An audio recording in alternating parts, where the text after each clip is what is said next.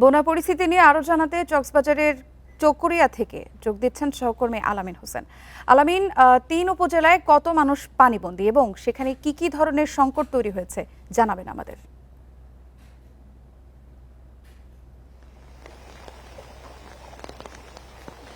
মানবিক সংকটের কথা যদি বলি, শিক্ষা প্রতিষ্ঠান অনেক আগেই বন্ধ হয়ে গেছে, ত্রাণ পাচ্ছে না বলে বেশ কয়েকজন ভুক্তভোগী আমাদের কাছে অভিযোগ করেছেন। ফসলের মাঠ ভেসে গেছে, নষ্ট হয়েছে ফসল, ভেসে গেছে পুকুরের মাছ, নানাবিধ সংকটের মধ্যে রয়েছে। আমরা এই এলাকাটিতে যেটি দাঁড়িয়ে রয়েছে, আপনি এখনো দেখতে পাচ্ছেন যে এখানে হাঁটু সমান পানি। এই যে সড়কটির কথা আমরা বলছি, এই সড়কটি ডুবে আছে কোথাও। এই সড়কটি দিয়ে মূলত আপনি নিশ্চয়ই দেখতে পাচ্ছেন যে একটি সিএনজি এই সড়কটি দিয়ে চলাচল করার চেষ্টা করছে এবং সেটি কি পরিমাণ পানি, অর্থাৎ নানান রকম ভোগান্তির মধ্যে রয়েছেন। কারো ঘরে চুলো জ্বলছে না, কেউ খেতে পারছে না। সবচেয়ে বেশি কষ্ট পাচ্ছে শিশুরা, অর্থাৎ তাদের সাধারণ মানুষ যারা রয়েছেন, অর্থাৎ ভুক্তভোগী যারা বয়স্ক কিংবা মধ্যবয়স্ক, তারা শুকনো খাবার খেতে পারলেও বাচ্চাদের ক্ষেত্রে একটা বড় রকম সংকটের তৈরি হয়েছে। যেই কারণে তারা যেটি বলছেন যে বাচ্চাদের খাবার, বিশেষ করে শিশু খাদ্যটা যদি ত্রাণ হিসেবে একটু দ্রুত দেওয়া যেত, তাহলে সেটি তারা কিছুটা হলেও তাদের যে দুর্ভোগ, সেই দুর্ভোগ লাঘব হতো। এখনো প্রত্যেকটা এই এলাকার প্রত্যেকটা বাসার নিচতলা পানিতে ডুবে আছে। তাদের স্বাভাবিক যে কার্যক্রম, সেটি মারাত্মকভাবে ব্যাহত হচ্ছে। আমরা যদি চকরিয়ার কথা বলি, সেখানে ৭৫% পানির নিচে ডুবে আছে এখনো। পেকুয়ার একই অবস্থা, মহেশখালীর অবস্থা আরো ভয়াবহ, সেখানেরও অবস্থা একই রকম। আমরা যদি মাতামুহুরী উপজেলার কথা বলি, সেখানের অবস্থাও একই রকম। আমরা আসতে পথে যেটি দেখেছি, মাতামুহুরী নদী এখনো ফুলে ফেপে উঠছে, অর্থাৎ পানি যেই কমার কথা সেটি কমছে না। স্থানীয়রা যেটি বলছেন, ভাটার সময় কিছুটা পানি কমলেও জোয়ারের সময় আবার সেই হাঁটু থেকে কোমর পানি হয়ে যায়। কি কারণে পানি কমছে না, তারা যেটি বলছেন যে আশপাশের যে খালগুলো রয়েছে তাদের বেশিরভাগই স্থানীয়রা দখল করেছেন, প্রভাবশালীরা।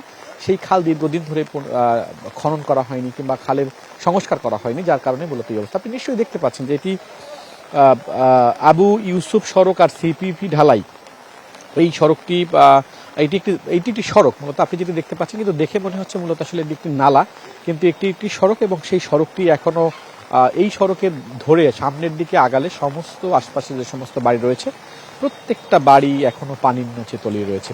কেউ কেউ বাসা ছেড়ে অন্য বাসায় উঠেছেন, অর্থাৎ আশেপাশে যে একতলা ভবন রয়েছে সেই একতলা ভবনে গিয়েছেন।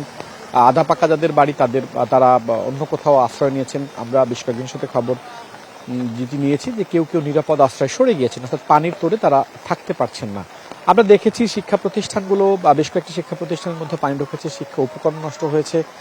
তারা সেই শিক্ষা কার্যক্রম তো মারাত্মকভাবে ব্যাহত হয়েছে, অনেক আগেই সেটি বন্ধ করা ছিল। এই সড়কটি দিয়ে মূলত লামার দিকে যেতে হয় এবং এখান থেকে লামার দূরত্ব হচ্ছে 25 কিলোমিটার। স্থানীয়রা যেটি বলছেন, আমাদেরকে নিষেধ করেছেন আমরা যেন সামনের দিকে আর না আগাই। তার কারণ হচ্ছে যে সামনে গলা সমান পানি, অর্থাৎ সামনে গাড়ি নিয়ে আর কোনোভাবেই আগানো যাবে না, এখানে একটি বিপত্তি। এরপরে তারা যেটি বলছেন যে আপনি জানেন যে পাহাড় ধসের একটি সতর্কতা রয়েছে, সেটিও আসলে কেউ কেউ সরে গেছেন, কেউ কেউ এখন রয়েছেন। আরেকটি বিষয়, আমরা গতকাল বিকেলে যেমনটা দেখেছিলাম যে বৃষ্টির পরিমাণ কমে গিয়েছিল বিকেল নাগাদ, কিন্তু সকাল থেকে আবার অজোর ধারায় বৃষ্টি ঝরছে আর পানি একটু কমছে। স্থানীয় যেটি বলছেন পানি একটু কমছে, তবে সেটি আসলে বন্যার উন্নতি বলা যাবে না। তারা যেটি বলছেন যে জোয়ারের এখন জোয়ার ভাটার একটা ব্যাপার থাকে, ভাটা চলছে সমুদ্রে, যার কারণে আসলে এখন পানির পরিমাণ কমছে। তবে তাদের ভোগান্তি থেকে এখনো তারা যে লাঘব, সেই লাঘব পাননি। পয় নিষ্কাশনের ব্যবস্থা নিয়ে মারাত্মক রকম সংকটের মধ্যে রয়েছেন তারা। বিশুদ্ধ পানির যে বিষয়টি থেকে থাকে, সেটি হয়তো আপাতকালীন সময় কেউ কেউ বৃষ্টির পানি ধরে পান করার চেষ্টা করলেও বৃষ্টি কিংবা বন্যা শেষ হলে তারপরে তাদের এই যে বড় ভয়াবহ রকম দুটি মানবিক সংকট তৈরি হবে, বিশেষ করে বিশুদ্ধ পানি এবং পয় নিষ্কাশন ব্যবস্থা, সেটির দিকে দৃষ্টি দেওয়ার আহ্বান জানিয়েছেন প্রশাসনের পক্ষ থেকে। বারবার বলা হচ্ছে তারা পর্যাপ্ত ত্রাণ দিয়েছেন, কিন্তু আমরা মাঠে অর্থাৎ ভুক্তভোগীদের সাথে কথা বলে যেটা দেখেছি, কেউ ত্রাণের ছিটেফোঁটাও এখন পর্যন্ত এই দুর্গম এলাকাগুলোতে পাননি। কক্সবাজারের চকরিয়া থেকে সর্বশেষ বন্যা পরিস্থিতি সম্পর্কে জানাচ্ছিলেন আমাদের সহকর্মী।